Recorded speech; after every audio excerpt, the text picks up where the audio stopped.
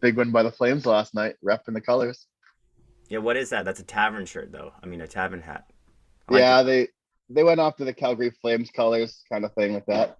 Did a little promo.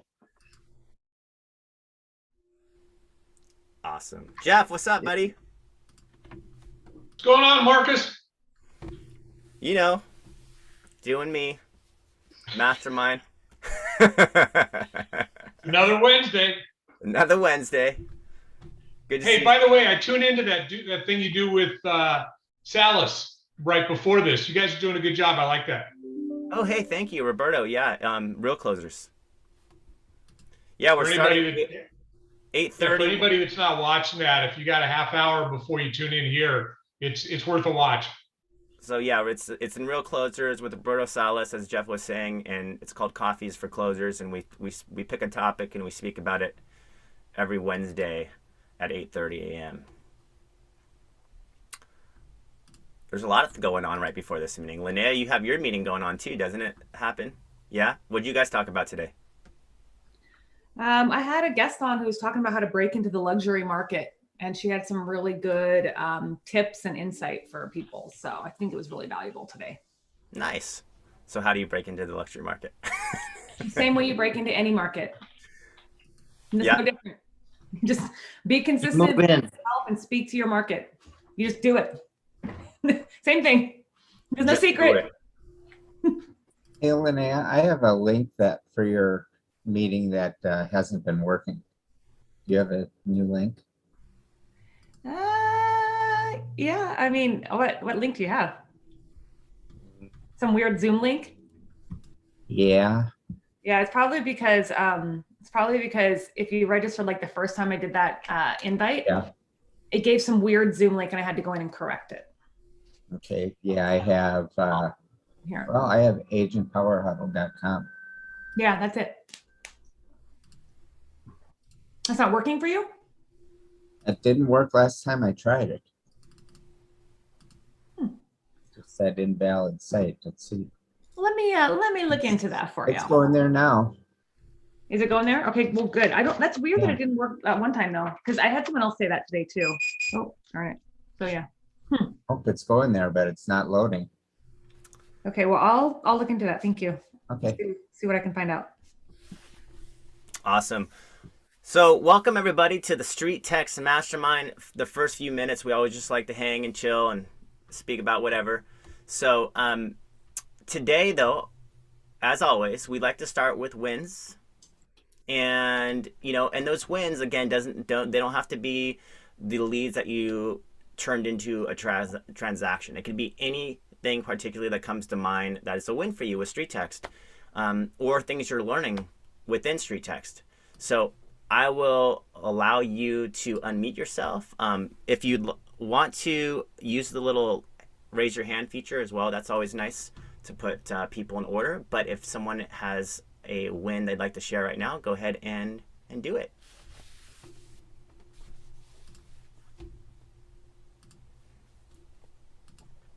The awkward silence in the beginning. Who's going to unmute themselves? I don't see the little raise your hand button, but I'll go ahead and start since everybody's delaying. Thanks, David.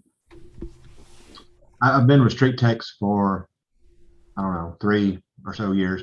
I had paused everything about a year ago when the market was going so crazy, and just turned everything back on last week or week before last. And yesterday got a lead through Street Text. Julie answered him, and the guy responded to Julie. So then I picked up as Julie and actually had a phone conversation with him late yesterday afternoon. He said, I've called 3 other agents. He said, nobody will answer me. He said, you answered me right away, and I'm talking to you on the phone within a couple hours. So Street Text works, and Julie is awesome. Tell us more. Well, I have a hopefully a listing appointment with him Tuesday. He's going to be gone over the weekend, so we pushed it out till Tuesday. I love that. Now, do you just leave Julie the way it is? Have you gone in there and edited Julie at all to be, reflecting a little bit more the way you would speak or text?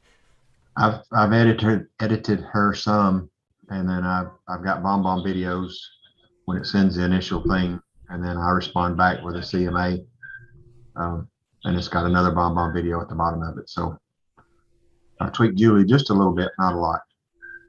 Good job. And so anybody that's wondering, that Julie text that goes out is totally editable. You just go into the ads section of your dashboard, click on that particular ad edit funnel, and make your changes. And the seller automations are a 9-month-long drip campaign that are all editable, both the email and the text messages. So I always suggest that when you guys are reading that, read it out loud to yourself and ask yourself if it feels genuine, if it feels like your personality, because that'll be huge, and I think instrumental into getting those conversations started a lot easier. Hey, Marcus, I just want to verify with those, like if you edit it for the home value funnel, it edits it for all seller funnels, or is it each seller funnel is a different funnel? I'm just curious. I haven't done Yes. anything more than the home value one. Great question. All seller funnels. So it is the one funnel that you'll never have to change from ad to ad. It'll always reflect the changes you make on the one seller evaluation funnel will always reflect every future ad. So you make one change, every ad that you run out of a seller conversion home value funnel, whether it's the ad, if someone were to buy your home, would you sell it? Or what's your home really worth? Or the equity ask. Anytime it's one of those home value ads, any change you make in that automation will take the place of all future automations as well. Does that help you out, Tristan? He went dark.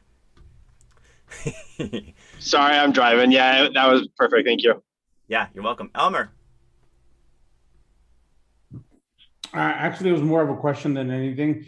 I want to run another ad, and I know that some people got the trial ad for the open house. I was one of those, but mine just didn't get accepted by Facebook, but I'm tempted to run that ad, and I just wanted to get people's feedback, whoever ad did run for the few days, what the feedback was were any leads? Because I feel when I've done open houses before, people actually do come in a lot of the times unrepresented. So I think that's a market that I want to tap into, just to shoot out open houses. Hey, if you're willing to go, let me go. I'll represent you, yada, yada. But I want to know what the feedback was for those few people that did run those ads the few days. So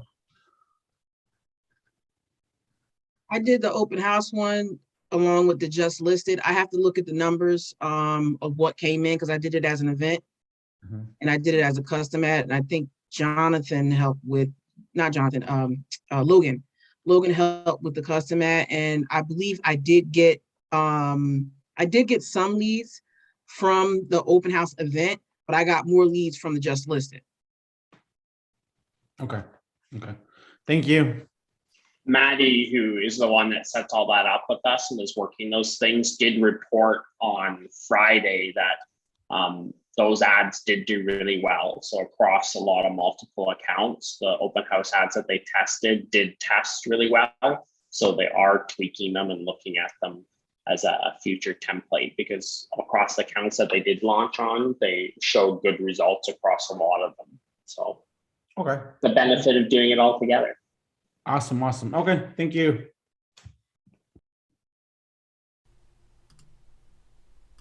Awesome. More shares, wins.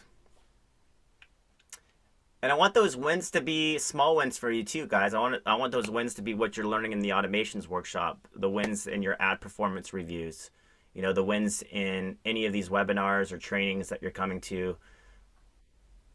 Feel free to let us know. New integrations that you're using, new technology. I'm putting together something soon, guys, where we're going to bring in Smart Alto by demand. You guys have been asking about that, so we'll be doing a webinar with them soon to introduce you. What was that you said? Smart what, Marcus? Smart Alto, it's called. What is that? It is I think a text service, like actual humans text on your behalf and get conversations and appointments for you.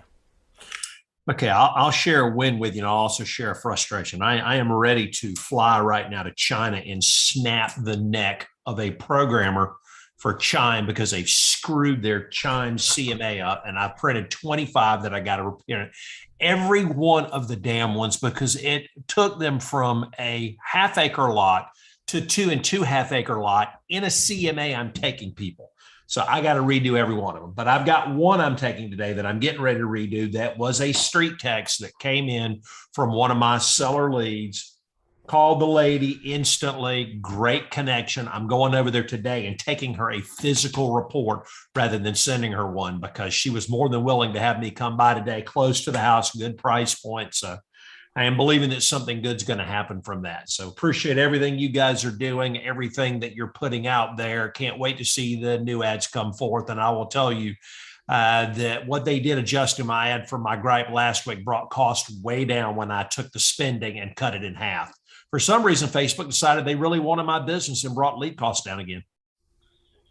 And so what changes did you make to do that? Well, I went to the ad workshop and one of your guys, I think it was Logan, and we cut everything down. I had turned the ads off. We turned them back on. We went from a $9 spend down to $7, and it went from costing me $70 a lead down to $11 a lead.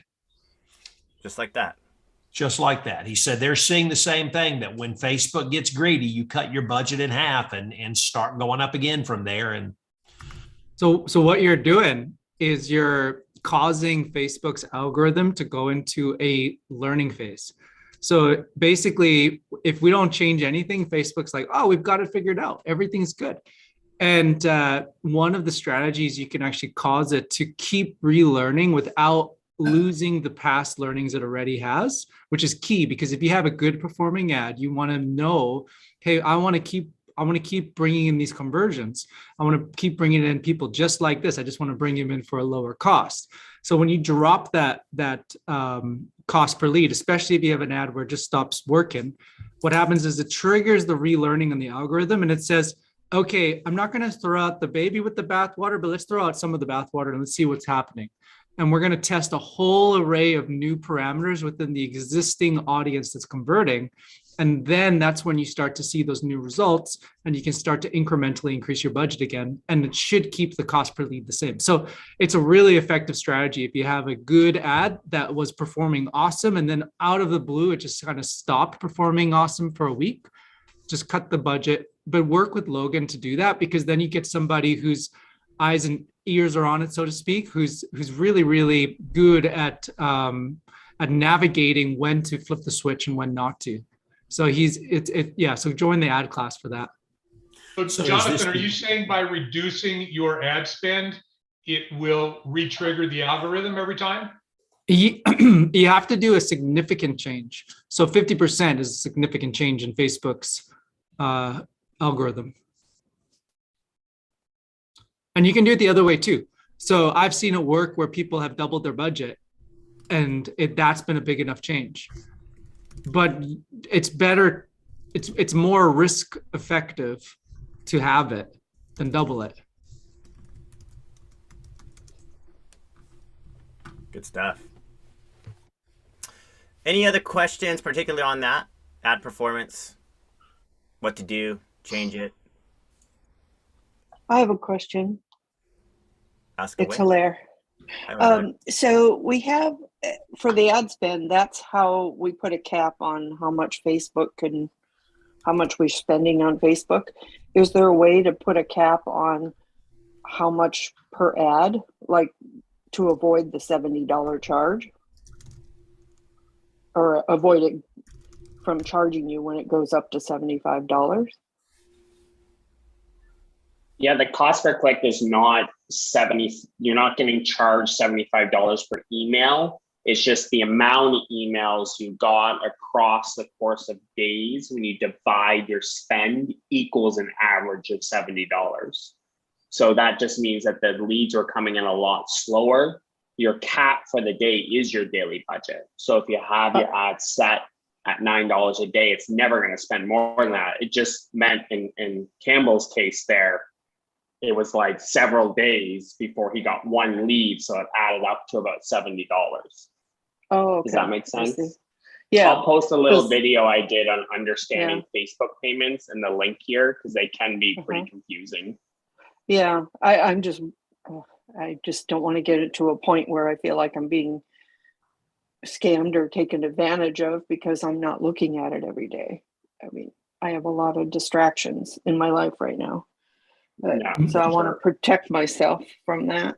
No, makes sense. And you Okay. get the weekly report as well. So when you get that email, you Uh-huh. should see, okay, good. I'm getting these leads and I can see that it looks consistent. And so that's a really simple way just to make sure that you're staying on top of it without having to take a lot of time Okay. at a glance. All right. Thank you. Dimitri and then Adrian. Sorry, had to unmute. So here's my question. I want to talk about requests for CMAs. So what I'm doing right now, I'm deploying HomeBot before I actually start running street text. I'm deploying HomeBot to my database. I'm seeing some CMA requests. What I've been hearing from some people who teach how to get listings, you don't give a CMA, you meet them first, and then you give them a CMA, right? On the other hand, the people responding to all these online ads about CMAs, they expect the CMA before you meet them. So how do you manage this? What is your recommendation? Do you actually give them a CMA? Do you give them a teaser? How do you set the appointment to actually meet them? Because I want listings, not necessarily CMAs, right? So could you talk about this?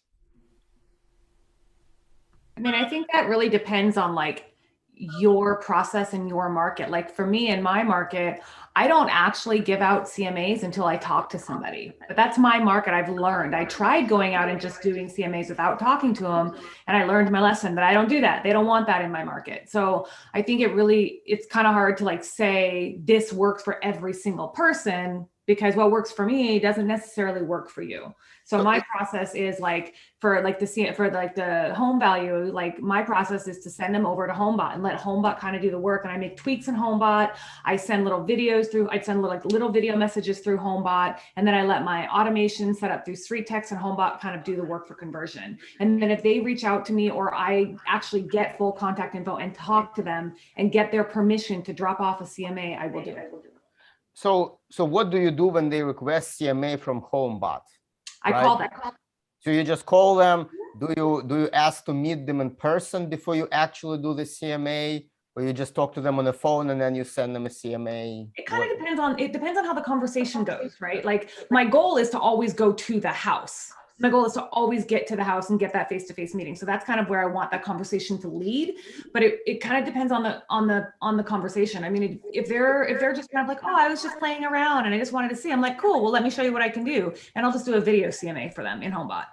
I'll do it that way. But like, if they're like, oh yeah, we're actually thinking about selling our house and, you know, we want to get an evaluation. This is what Zillow says. This is what Redfin says. I'm like, oh my gosh, don't listen to Zillow and Redfin. There's so many different reasons why you don't want to, so many reasons why you don't really want to pay 100% attention to the HomeBot tool, but let me come out and then I can make some adjustments for you. And that's kind of how that goes. And I'm curious, could you share what is your appointment rate from CMA requests through HomeBot? Like how many appointments do I get from getting CMA requests? Usually I get about 6 requests a month, and I go on about 4 appointments a month. And from HomeBot specifically. And how many convert into listings? 100%. I never lose a listing. Very good. Teach us your ways. No, I just don't lose listings. I mean, okay, I'm lying. There is one time that I lost a listing, one time, but I didn't do my whole process. I didn't do everything from start to finish that I'm supposed to do to convert a listing. And so that's why. Yeah, don't jinx yourself, Linnea. I know. That's why I used to say that last year. Now I'm like losing listings left and right. Knock on wood. Awesome. Any other feedback for Dimitri before we move on to Adrian, specifically on this topic of do you with the CMAs, do you pick up the phone? Do you let the HomeBot do its thing?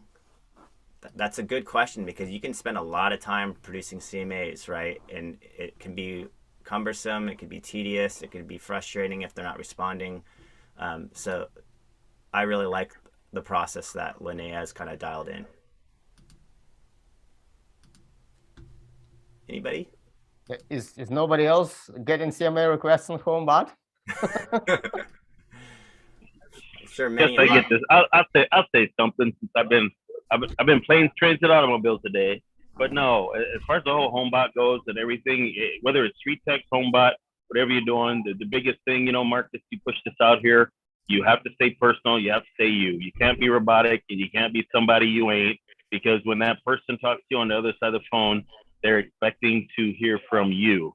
So whether it's your writing style or whatever, when you come across for whatever you're doing, you still have to be you. You still have to be original.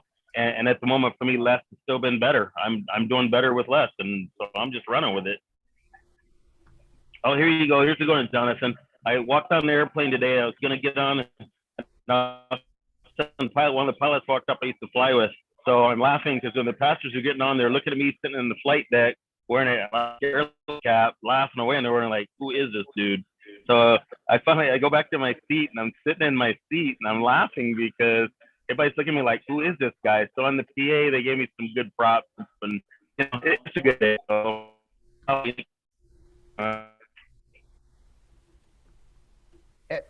and a quick follow-up, if I may. How many people here who use street text also use HomeBot? Is it common to not use HomeBot with street text, or everybody pretty much does it? Dimitri, we use HomeBot exclusively for our CMAs. I think that for the cost, you would be silly not to take advantage of it in one form or another. Whether it's for CMAs, whether it's for pushing out videos. I mean, there's any number of tools within HomeBot that you can utilize. And again, for $25 a month, it's an absolute no-brainer. Now, we do something similar to Linnea. We don't do CMAs. We push them through HomeBot first, and if they respond to that, then we will prepare a CMA and hopefully create an appointment through that. But I'm not going to take the time doing 2 to 3 CMAs every day. We make it a point. There's a video that goes out with the HomeBot estimate indicating that it's only an estimate. And if they want a more specific value, we're happy to meet with them, tour the property, and give them a more specific value. And that just creates the environment for getting face-to-face with them. But it's an opener. It opens the door, which is really HomeBot's function for us. Yes, and you want to make it digestible so that you stay on top of everybody that's coming through the funnel. And this is where HomeBot is so great. So we actually have an integration right with HomeBot. So when you connect a HomeBot, you can tie it to street text, and then every single contact that comes in street text, you just click the little HomeBot icon. It'll automatically sync that contact to HomeBot. And then when you go to HomeBot, you can basically, review the value, make sure it looks right, and then click send. And that way, you know that everybody's getting that report from HomeBot. And then after that, they can get monthly or quarterly reports, however you set it up from HomeBot. You're now staying on top of mind with the content that they requested in the first place, which is what they really want to know is what's the value of my home in this changing market. And now they have a reason to keep following you, and it's on autopilot.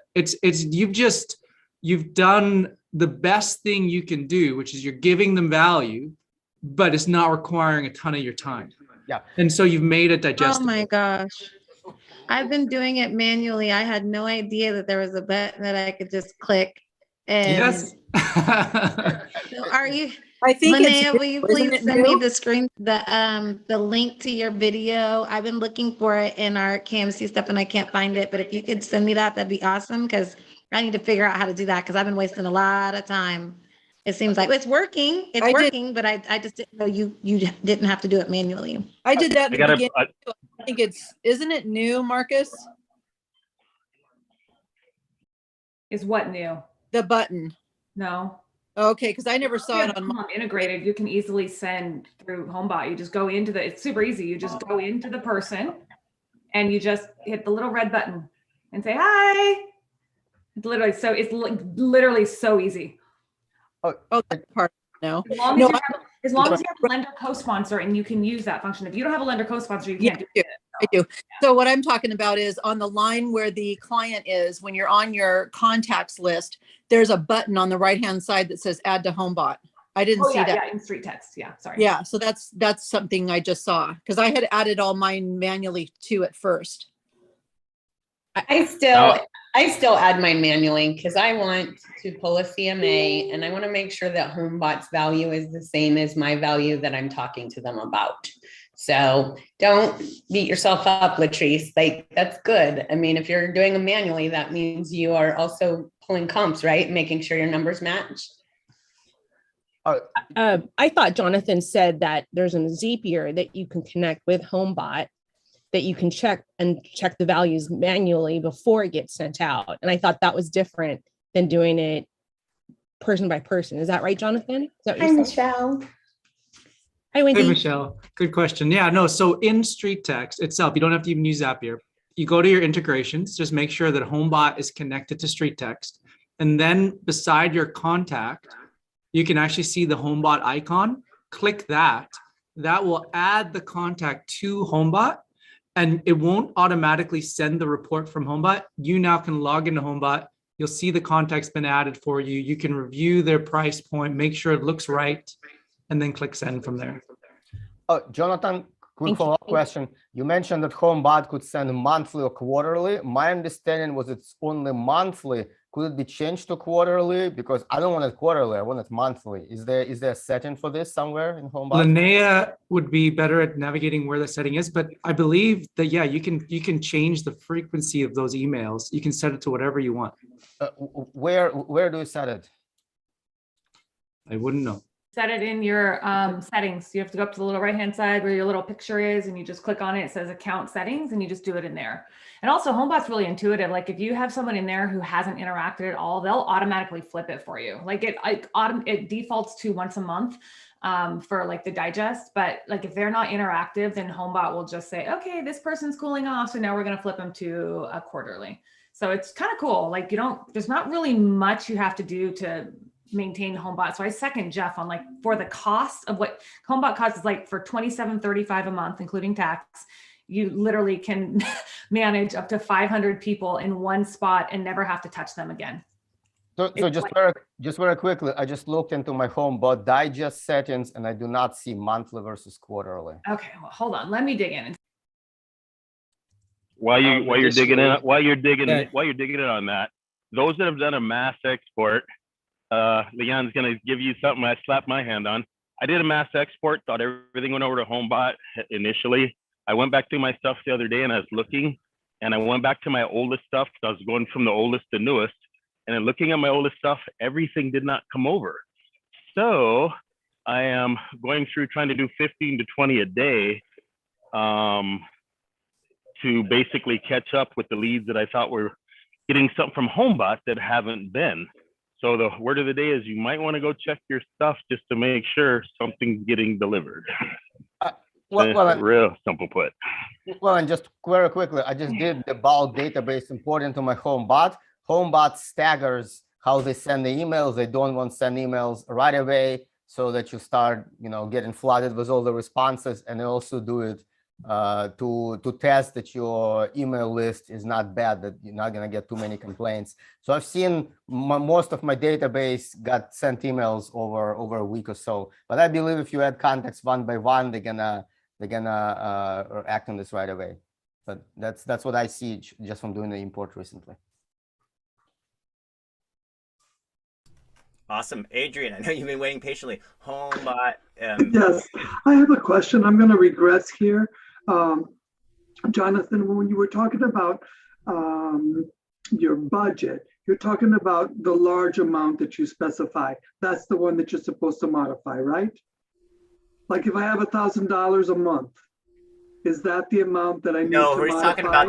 We're talking about the daily ad spend, right? So let's just say you picked an ad that's running at $15 a day, and you might want to change that, edit that down to $10 for a while, right? Okay. Can you also do the opposite? Go from 9 to 15? Yeah, you can. If you do it, what you're doing is you're going outside of the range that the algorithm is expecting. So it sees a significant change. So it resets the learning. Okay. And like I was saying earlier, it's a lot lower risk to go from $15 to $8 because you're limiting the risk. And if the ad stop performing, that's probably what you want to do. If the ad is working really well and it's performing and you want to increase that budget, only increase it by about $1 a day. Kind of increase it by $1, let it run out for a week, increase it by $1. I know it's slow, but that's how you can ensure that performance maintains and you keep getting the leads at the cost that you want. Okay, very well, thank you. Tristan, are you there, buddy? So, like a small win, I did get all my street text automations customized since I just got started with the program. So that to me was a small win. And I started getting into HomeBot. And I guess I have a question for those people who use HomeBot. The only area that I really saw in there that you can customize was the welcome emails. And then you can go in there and put additional videos in there under different categories, but I didn't see any other like custom areas for emails. Did I miss anything for those people who use HomeBot, or is that pretty much the only initial customization that you can do is just the welcome emails and then the additional videos you can add into HomeBot? You can actually also go into your sellers and it'll say email all homeowners. So you can drop a video in there and it'll email to them and it'll take, it won't do them all at the same time because I have 1,500 and it won't send them all at the same time. It'll send them, by day. That way you don't go to Google jail. But really, unless there's another way, I don't think there's any other way to actually, it's not really an email database. It's giving them their value and, giving them personalized videos based on, each thing that they click on. And then you can send them videos, whenever you want, like market updates or Merry Christmas or whatever you want to do. So pretty awesome. So you can send them, like you said, you can record a video and mass send it to everybody. The monthly digest email, there's not really a way to customize that at all. It's just going to go out when it goes out. You can customize the initial welcome email and then whatever videos that they can click on or links that they can click on inside a HomeBot, you can do videos for that. And then that's right. But then you can also, and then you can also send out a email, like say you list a new property. Like an individual email to somebody. Right. You can send it out to all your homeowners or all your buyers. You could be like, hey, just listed this, property, and it just has to be a video inside BombBomb or YouTube and a couple other places that I don't know. And then, but yeah, it just pops right in there and sends it out. I just want to make sure I didn't miss being able to customize the digest emails or anything. It's really just the welcome emails, the only one you can customize.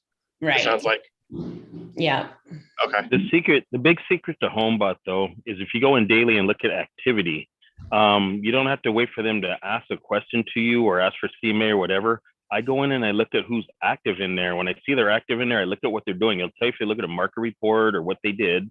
And then I just use my MLS and I'll pull up what I call a snapshot of their area, and I'll blast something out to them and be like, hey, Rick, it's Leon. Just want to say thanks for stopping through our site today. I wanted to just let you see what's going on in your neighborhood and get that engagement. And because I use BombBomb, when I send the email out, I get the notification that they opened that email as well. So now I can be looking, kind of expecting them to open it, and I can do a follow-up based on that. So you can use the system to do a lot of things to help you get engagement. I'm not really getting any views on the BombBomb. Is anyone else getting that, or is it just my face? So real quick question for you. Did any of you watch the BombBomb thing yesterday Alicia had? I take it that's a no. So go into BombBomb and look. They had a thing yesterday talking about the engagement and how to do it. But one of the big things when you send BombBomb out, and Marcus had touched on some other stuff when you send a video, period, you need to put some text in there with it as well, because you don't want it to catch in the spam filter. So if you just have a line that'd be like, hey, Marcus, just wanted to sit there and share something with you real quick. you're trying to get it through, because some of this stuff might be catching in their spam filters or junk filters. And that'd be the reason you're not getting opens, because it's not giving you a good deliverability rate. It's true. Yeah, they call it the sandwich. Always a bit of a text on the top, the video itself, because the text on top is kind of telling them what they're about to see, what's the topic, video, and then just below there you want to usually end with a question or two, and that'll be the perfect sandwich bomb video, and then a good effective subject line too. But I personally use the Chrome extension through Gmail, and so when that sends, I can see the tracking mechanism on the right hand side, who's opening it, who's watching the video, who's clicking on any links that I've placed inside of that as well, right? So that would be my takeaway on that. And also subjectline.com and a couple other ones, because you want to have a subject line that's going to open and not get caught, and that'll rate it and tell you how good your chances are of improving your open rate based on the subject line. Is anybody else seeing the same thing with BombBomb? People are showing as opening it when they haven't actually opened it. Because I know for a fact, I've tried it, sent one to my wife, and it shows that it was opened as if Gmail has filtered it and then sent it through when she never actually looked at it. Anybody else seeing the same thing?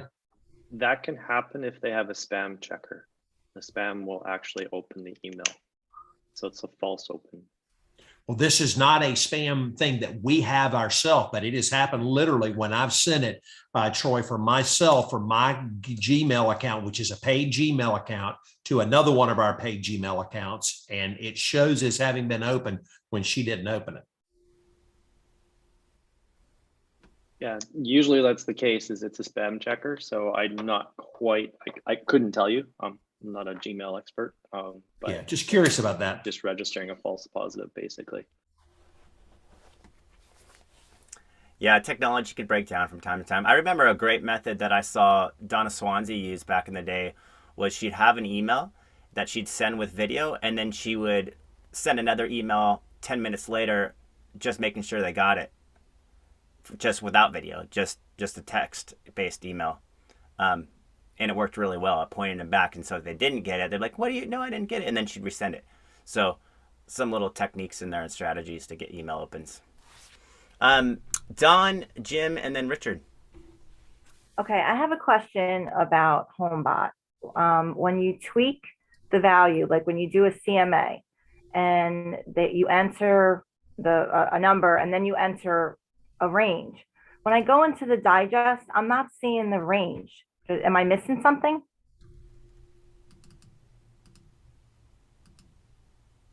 Anybody? HomeBot experts out there? What was your question? Sorry. Okay, Wendy. My question is, okay, so you go in there because the values are off in my area approximately 20%. So I go in there and I do the value, the CMA, the value, and then underneath that there's a range, and you can put a range in, which I would like them to see because I just don't want them to see the value. And then when I go into their digest, I don't see the range. I only see that Dawn has changed your value too, and there's no range.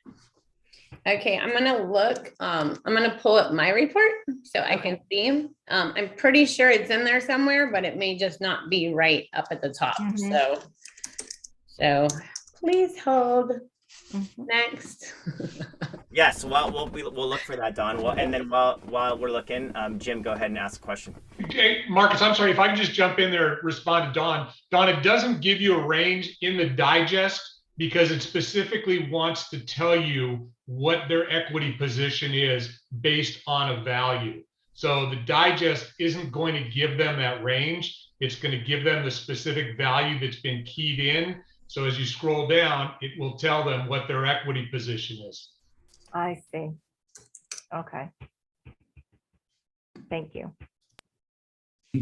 Maybe send an email like before and after you send the HomeBot one and just say, hey, I'm about to send you an email. This is going to give you a digest. It's based on a number. It's not going to be 100% right. It's to give you an idea. And here's the range in your area, just so you know up front. But let me know as soon as you got the email, and that way they also, it's a great way to start a conversation. And then after the email sent, just in case they haven't seen the first one, send it again. Be like, hey, I sent you the HomeBot email. Just let me know you received it. Here's the range. What you're going to see, it's going to be specific, but it's not going to be 100% accurate. And then it's basically, you're just saying the same thing twice. And that's a great way to follow up with those too. Right. So yeah, it does just give a value, not an actual range, but so I have an email that goes out. Like I said, I always make sure I pull comps before I do the HomeBot. And then I have an after HomeBot email that goes out. And that's when I break it down. I say, I hope you are loving your HomeBot report, blah, blah, blah. And then I have a video, and then I say, it gets really confusing online because Zillow says your home is this, and Redfin says this, and Realtor.com says this, but we actually pulled comps in your neighborhood, see the attached, and they're ranging from this to this. But in order to give you a true value of your home, I would actually need to see your home. So click my calendar link below so I can come check out your house, answer any questions, blah, blah, blah. So there's where your range can come in. Make sure you do a follow-up email out of your database, not out of HomeBot, about your HomeBot report. So. Good, thank you. And as I recall, some people were sending out videos explaining the HomeBot process. So you could explain the range in the video you send out as well. Yep. I do that, but they're not watching the video. So I'll just add that. Right. You definitely add the text. Yeah. Yeah.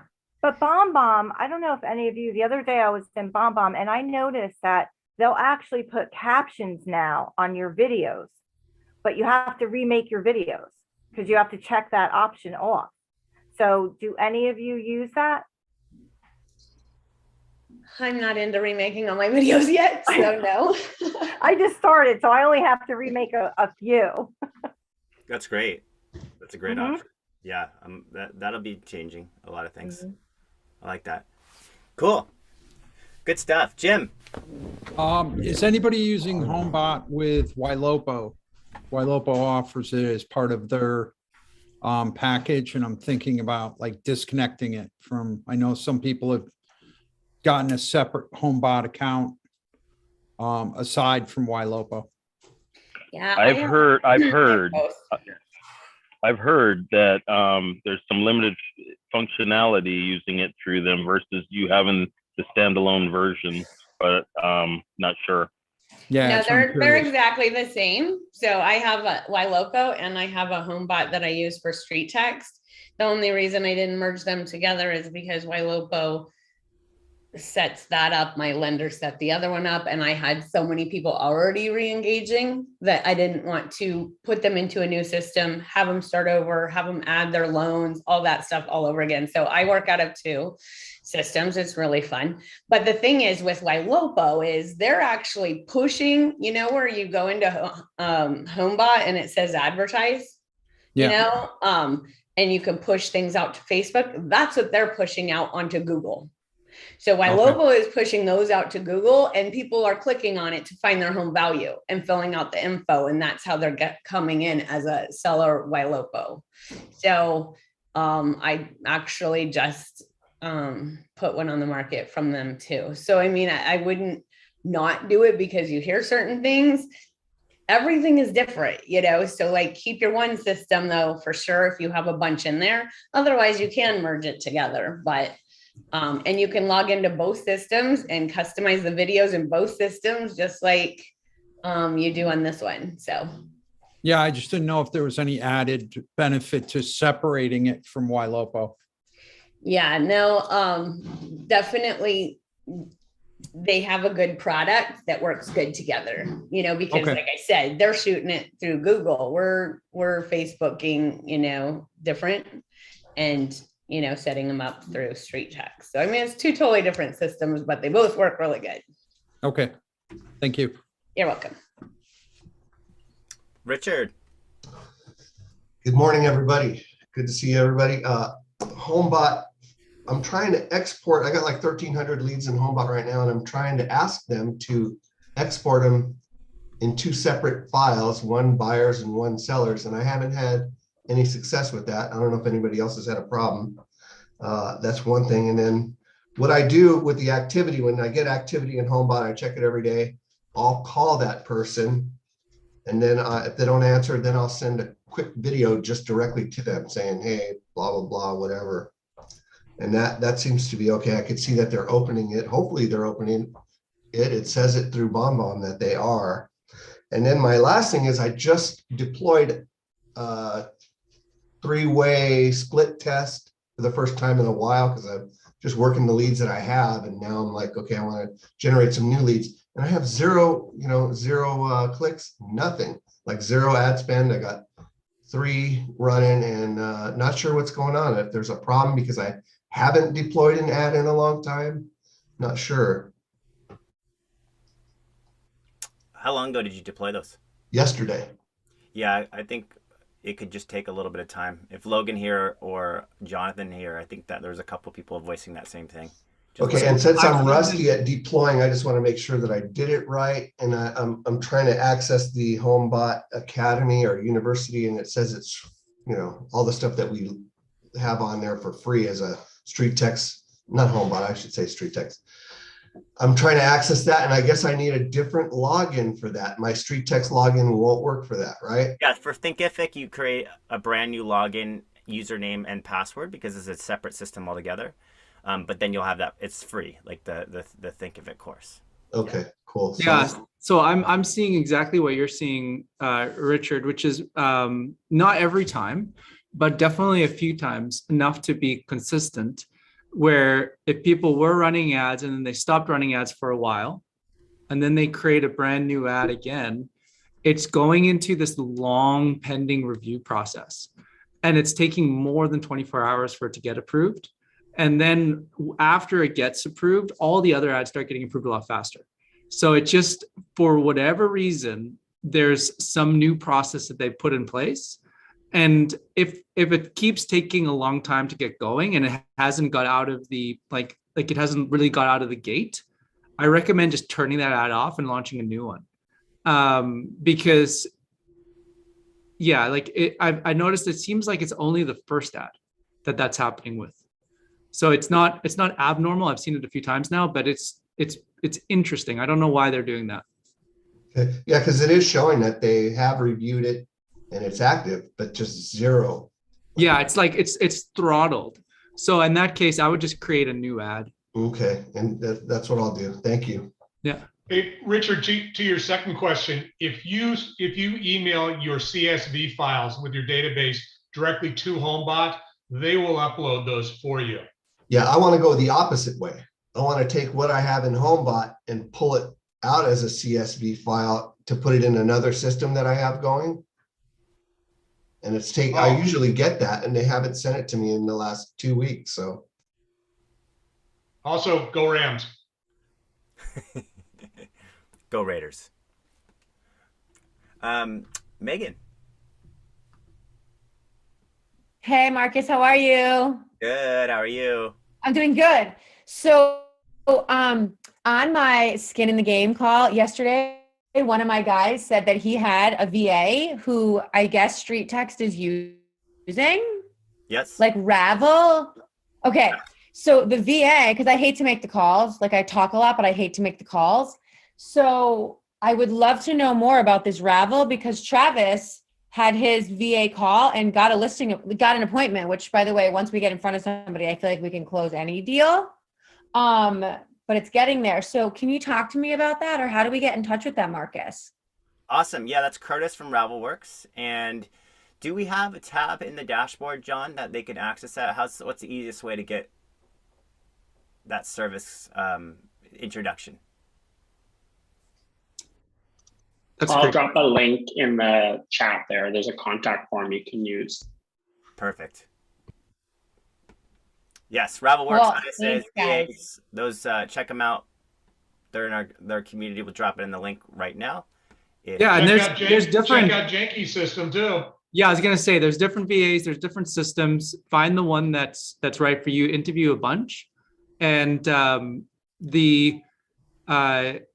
it's like anything. It's it's about figuring out how you can leverage and really expand the amount of reach that you're getting. And you want to find a system that really matches the approach that you want to do and can carry the voice and the tone and introduction so that it feels like it's a really good introduction. It's like a replication of you and the way you work. Because some people will try the services that are international, right? Like ISAs in South America, I'm hearing about right now in the Philippines. Others want ISAs that are trained realtors first, that have that real estate background. So you gotta consider what you're looking for and then do some research on that. Yeah, and we personally called a bunch of people that were using Ravelworks, and we heard nothing but like, wow, good responses. But it wasn't like, oh, I'm getting hundreds of deals. It was more, I'm getting deals, I'm getting appointments, but it wasn't like it's gonna, change the game significantly. It's just improving the game. Well, I think that's a good point. It's just, I need to leverage like some things, you know what I'm saying? As we all do, I'm sure. And I'm listening to the gang talk about how they've got all their video introductions and their video, follow-ups. And I really would like to be able to focus. I can't focus everywhere, right? Because then it's just like, it feels like it's overwhelming. It's too much. And then what do I do? You know what I mean? You get into that mode. Which is easy to do. I feel like as a realtor, we have like chipmunk brains sometimes. Yeah. So anyhow, Ravelworks, and did someone say Jenki? Yes, and there's also did Jeff say Jenki? Yeah. There's a gal named Sarah in there too that was Linnea's ISA and worked closely together with her for a while, and she's creating a service too, and she's got a real estate background. So there's a lot of discussion about that in there. We'll throw some links at you to give you some in the group, Marcus? In the Street Text Insider community, yep. Oh, yeah. Okay. You know what? I haven't spent enough time in there. Each is a bit different. So each has a slightly different approach. And what I like about Curtis is that his is like, he trains the ISAs himself. So they all know Street Text. He does it very well. And so they're kind of ready to go. And then he'll tailor it to your needs. With Jenki, I think you train the ISAs and you set them up the way that you want them set up. And so there's a training component, and then her ISAs, I believe, are out of the Philippines, whereas Curtis's is local. And then Sarah, hers might be local too, because she's local for sure. And she seems like she's really awesome too. I don't know much about her, but she's, from what I can see, she seems great. So those are three options to interview for sure. Linnea, you might have something to say on that too. Yeah, I can speak to Sarah because she holds a special place in my heart. She worked for me for quite some time. So Sarah is awesome. She was making my calls for me for the last month and a half. She's booked me like 12 appointments. So I mean, she's not the thing about Sarah is that she doesn't go off of a script. She's not a script reader. She's a conversation starter. And that's why I like her. So I highly recommend Sarah. Linnea, can you share her contact information? Yeah. Or where do we find that? Okay, cool. Sometimes she's actually here in these meetings as well. So you might want to look on the contacts. I actually use Sarah myself. So Sarah is amazing. Oh. Yeah. So she's here. So yeah, definitely look for her. But Sarah's amazing. So I recommend her as well. Cool. Sarah is the best. Yes, and listen, guys, there's going to be experiences, people that are amazing with certain people, and some experiences where they had terrible experiences, right? It's so subjected to your own. You have to do your research. I can't say this enough. I've heard it from both sides. There's no perfect ISA or VA service, right? Just like, some people are going to get along with certain guides like Ira, Logan, than myself, and they're like, "Oh, Marcus, he was the worst." Hopefully, you never hear that. But that's just the way it is. People resonate with people differently. It's not always going to be a perfect fit. Yeah, and set your expectations. Realistic. Like set your expectations realistic, and you'll be thrilled. And then. Yeah, and then what'll happen is over time you'll work closer and closer with them. You'll have built a relationship. They'll get to know you, your voice, your insight, how you communicate. and then you'll see an improvement. And they'll also learn from you, okay, what kind of ads are you running? What do you prefer to do? And then how do you, like, how best to approach the people in your market? And so that takes time to learn. And so the longer you run off, you should see an improvement in the outcomes that you're getting with your VAs. John, what's up? Hi there. Going back to the starting up new ads, I recently restarted my system last week, and part of that I did put in a new ad, and the ad itself was composed of 4 images combined in Photoshop to 1 image with some text, and it took 3 days to get through the review process. But the interesting thing is I set it up 3 and submitted the 3 ads, and 1 of them was rejected and 2 of them were approved, which seemed a little inconsistent because they were identical ads. Is there any rhyme or reason to that, or is that just not unusual? It's not unusual. When you do get a rejected ad, immediately go to the ad approval process and request that it's reviewed, and it will be approved. But the reason you want to do that is you want to keep your reputation of your account really good. So Facebook doesn't know that it got a false positive. Facebook just sees the rejected ad, and now it's like, oh, I've got 1 ad that's rejected on the account. This is the account's reputation. It's changed. And so you just want to make sure you're going in there and get the ad approved. And then that way your next ad, when it launches, it's going to have that much better traction because the reputation of the account is great. And so that's really an important next step for you. But there is no rhyme and reason for it. I wish it didn't happen. I would rewrite their approval process if I were in that room. It's broken. So all I did was I just marked it inactive, but I should go ahead and resubmit it for approval at this point, or am I too late? No, you can still do that. You can still resubmit it for approval. And even if it gets rejected a second time, all I do is I say, hey, I go to the Facebook chat. I just take the ad ID, and then I will say, hey, Facebook mistakenly disapproved this ad. Here's the same ad running. It's great. And you can compare. And then they'll approve it every single time.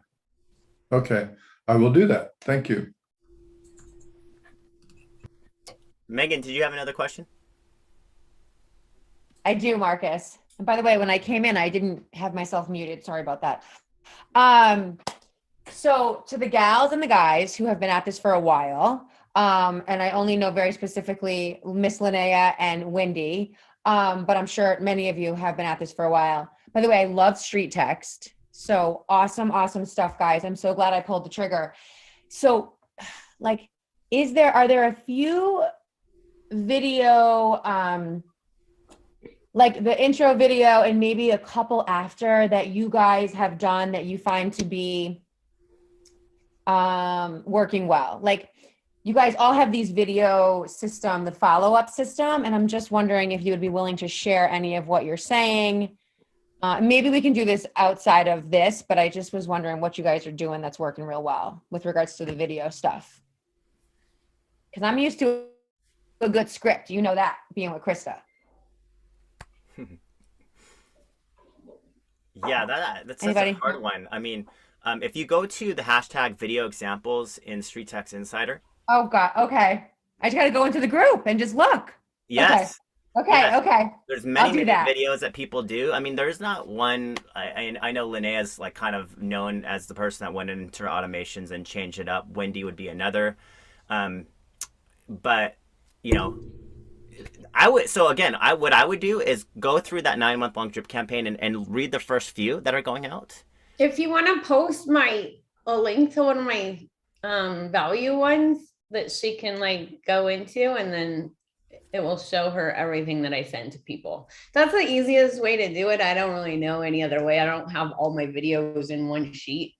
So, and then you mean like submit yourself as a lead in Wendy's funnel? Is that what you mean? Right. Yeah, but do the one that doesn't charge me money.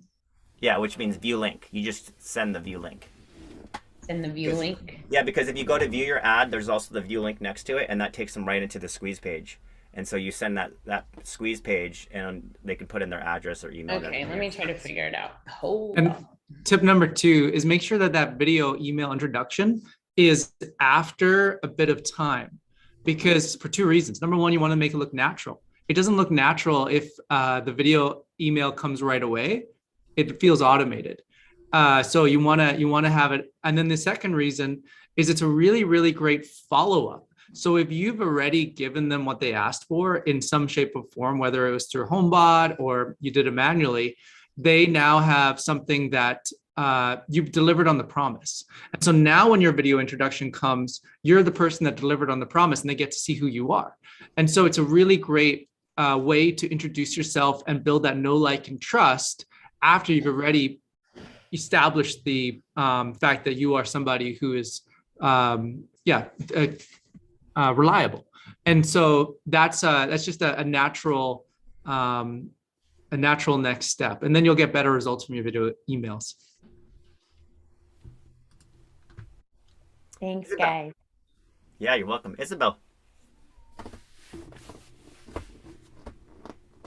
Yes, hi everyone. Yeah, I've just been hearing lots of great things about HomeBot, and I've been looking into connecting with the lender to see if they can sponsor me. And I contacted one of the lenders that we use, but he doesn't use HomeBot. He uses something else called Home IQ.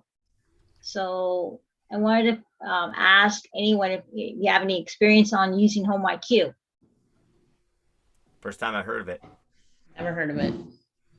Isabel, on the HomeBot page, there's a drop-down menu where you can find lenders in your area that are working with agents that are happy to co-sponsor with you. Okay. Do you know the name of the link on that, on the HomeBot page? Where do I look for that? Lene. I think it's under sponsors or co-sponsors. You link.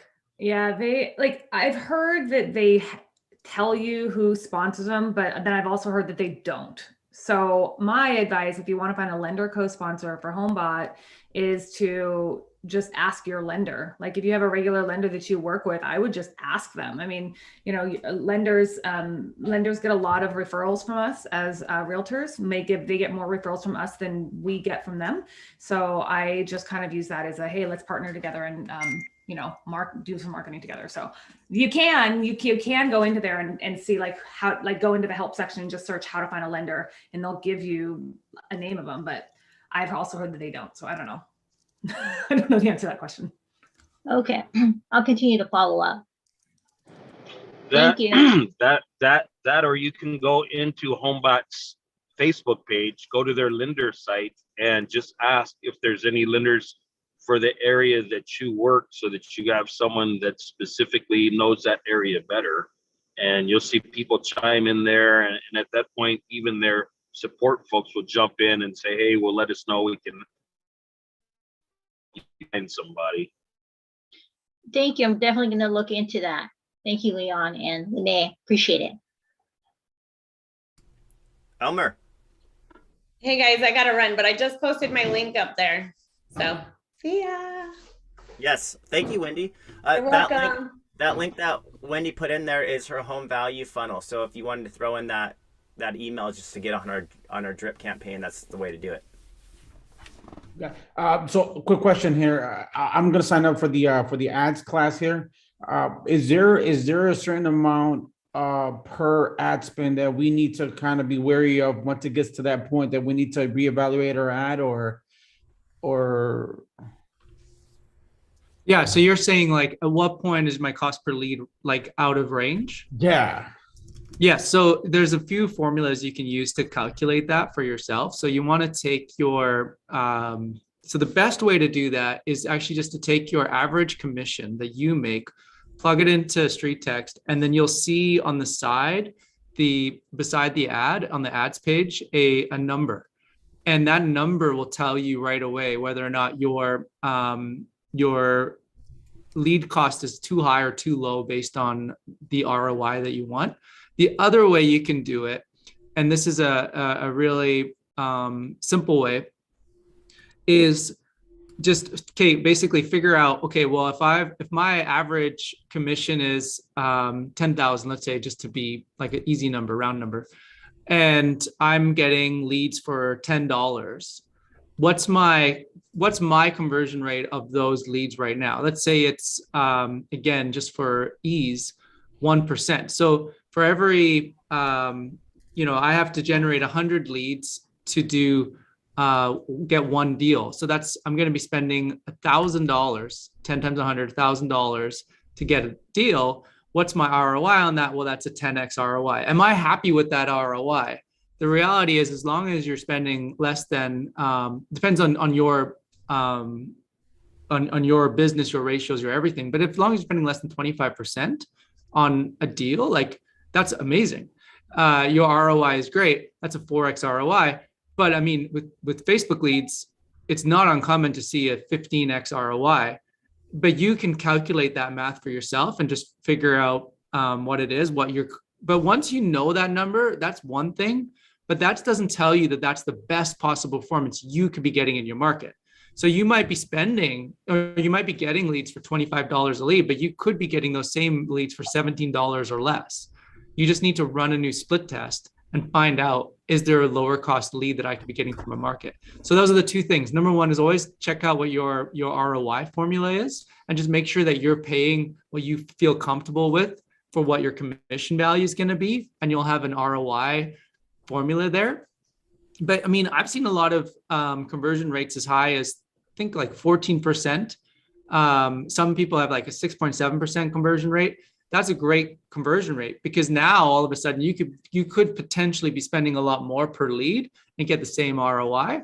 But that's so there's lots of ways you can look at it. But the long story short is, when you really do the numbers, you realize just how cheap these leads really are for your business. Because it's like you can really go to the sky, but does that mean that you're getting the lowest cost per lead? Run a split test and verify that. Yeah, I totally agree. I mean, because even if we, I'm just saying on the low end, if we get, out of these street text leads, if we close 2-3 transactions a year, that's 10, 15, 20x already on what you spend anyway per year. So, okay, yeah. I'll do that. And I'll run a split test, but I also signed up for the ads class just to kind of go over that stuff. But anyway. Hey, Elmer, one more thing. Well, I was going to say, consider this too. The difference between running a lead ad versus a conversion ad, the seller ads, for example, they're dynamic, right? So what I always look at is not the cost per lead, as making sure that the click to contact ratio is high. Because if you put your mouse over any one of those conversion ad funnels, whether it's the what's your home really worth, if someone were to buy your home, the equity. And by the way, I do think we should consider a home value ad that, maybe this is a Logan thing, talks about interest rates are climbing, right? Inventory is low. Get your new home value today type of thing. This is just on the top of my head.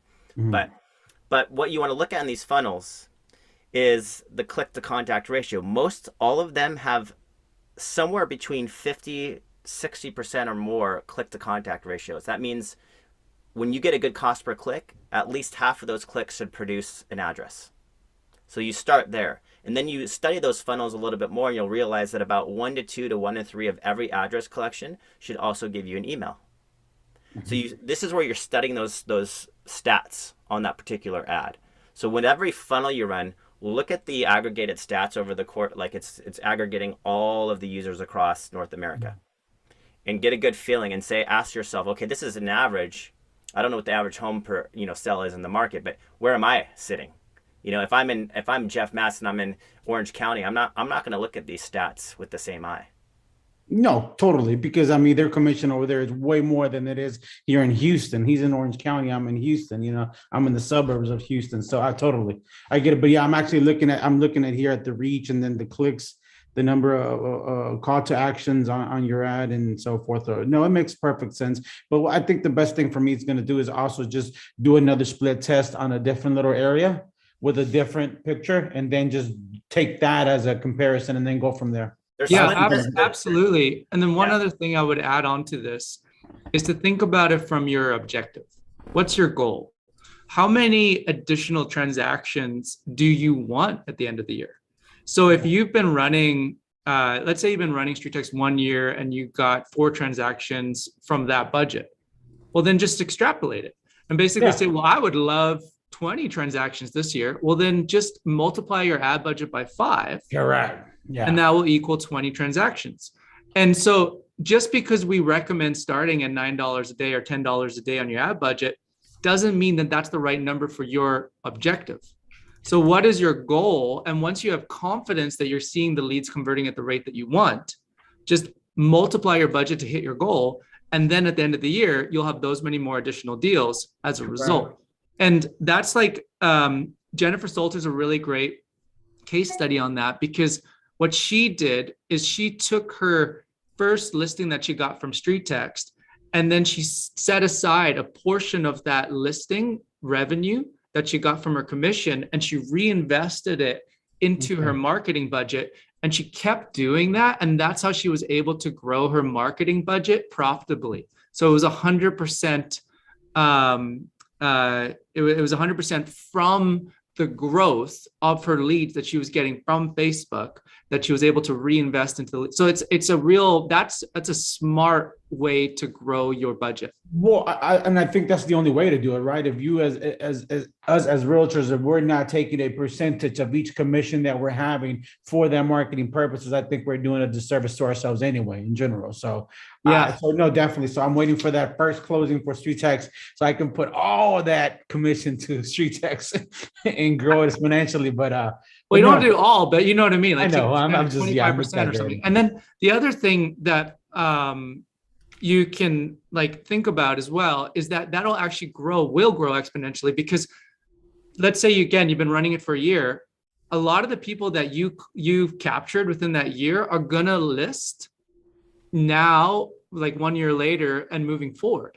And so let's say you got 4 listings, as long as you're on top of people through HomeBot and these other tools, that you're going to have people who are going to transact this year with you from money that you've already invested in the previous year. You don't have to invest new money to get them. You've already done it. So plus you increase your ad budget. That's when I've seen agents where it's just kind of like, boom, they explode. Like Donna Swansea, great example. She's done over 200 transactions from Facebook leads. Like that's insane. And you can message her and ask her how she does it, but she just sends emails and she's quiet with her approach, but she's just getting the results and she's able to increase her ad budget accordingly. Oh, okay. Thank you so much, guys. I really appreciate it. Who was that last person you mentioned? Donna Swansea.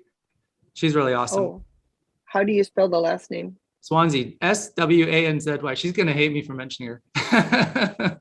She's so quiet. ZY. Okay. Yeah. All right. Thanks. Thank you, guys. I got to run myself. I had a phone call I got to take. Have a good one, guys. Yes. Awesome, guys. Thank you so much for attending the mastermind. I do encourage you, if you want more ad help, go into the ad helps and performance class. It's Monday through Friday. And it'll reinforce all these concepts we're talking about: split testing, A/B testing, which funnels you should try and test, different pictures and so forth. Because there's so many ways to cut it, but it's going to come down to, I find the quadrant of lead gen is 70% is the image you use itself. And then it's going to just be a byproduct of using different images within the context of the text, the call to action. So that'll be A/B testing those imageries inside of the different texting. Or the text surrounding the image. So whether it's if someone were to buy your home, you sell it, try out different images. Whether it's the what's your home really worth, enter your address, try out different images. Whether it's the equity ask, try out different images. All those ads, by the way, now that had maps only, you can X out of the map and upload an image. That's a new feature too. So at Help and Performance Review, you can go to book a class inside your dashboard. That'll be a perfect one for you. And one more update, the conversion workshop has got changed to Friday now. So Fridays for conversion. And thank you so much for attending, guys. Thank you. I appreciate you all. And Roberto just asked if I could speak to retargeting. Maybe we'll do a separate webinar where we just group like this, where we just focus on retargeting and a bunch of the strategies that we got paged out for you. So it's really exciting. So, but again, have a great day. You're awesome. And you're worth it, and go crush it. And people right now, they are literally waking up needing your business, and they're wondering who is the agent that's going to serve me, and it's you. So go find them. recording of this is available, right, Marcus? That's right. It'll be uploaded to YouTube shortly. YouTube, not on Facebook? It's not on Facebook right now. Yes, YouTube. Always look for YouTube to have all the recordings. I don't have your YouTube handle. Could someone drop You it can in? also you can also find it in your dashboard there, Bill. If you go to your Street Text dashboard, you just scroll to the bottom, you'll see the resource ribbon. Just click on Mastermind Recordings and it'll be there as well. Okay, great. Brent, okay, great. Appreciate that. Thanks, guys. Welcome. Have a great day. Thanks, everyone.